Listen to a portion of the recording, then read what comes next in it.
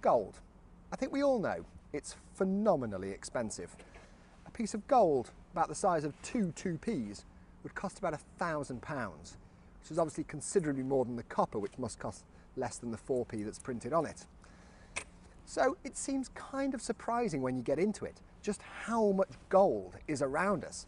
My phone is practically paved in gold. Have a look at my SIM card, that's gold. Have a look at the SIM card contacts, they're gold. It's not a particularly flash phone even. Battery contacts, gold. Other side, gold. So why is it that even though gold costs £1,000 an ounce, we're still using it willy-nilly in all our electronics? Well, it's kind of the reason why it's used for jewellery as well.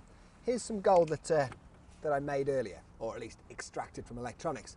And even though it's a couple of weeks old now, it's still completely shiny. It has not tarnished in any way.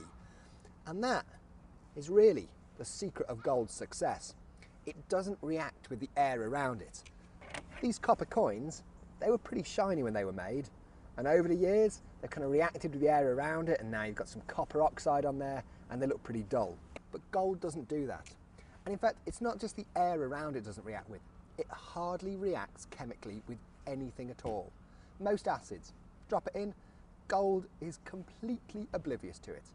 And it's down to the atomic structure of gold. Its nucleus has such a strong positive charge, it's a relatively big nucleus, that it keeps a tight hold on all the electrons around it. And those electrons are therefore very hard to get ripped off by something that wants to attack it chemically.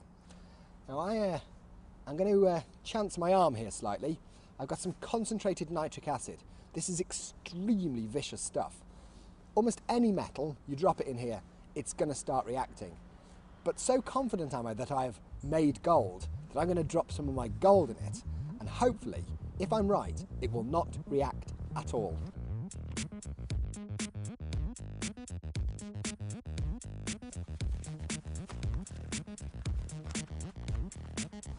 Right. Concentrated nitric acid. Nasty.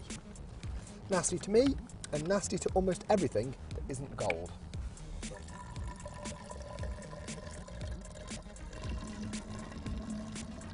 Concentrated nitric acid, just to slide this in there.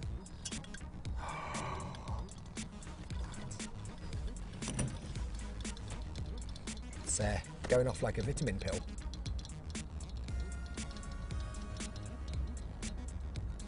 That's pretty intense. You can see that kind of copper nitrate green coming off it.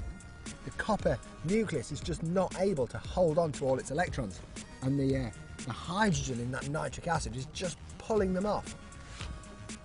Copper's just getting completely destroyed. There's a lot of poisonous brown gas too.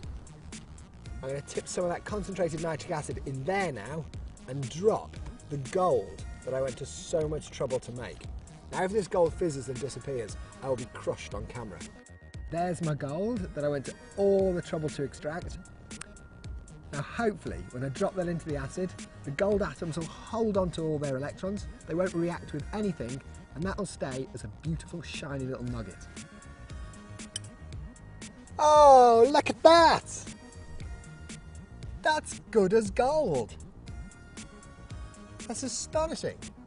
That is not doing anything at all.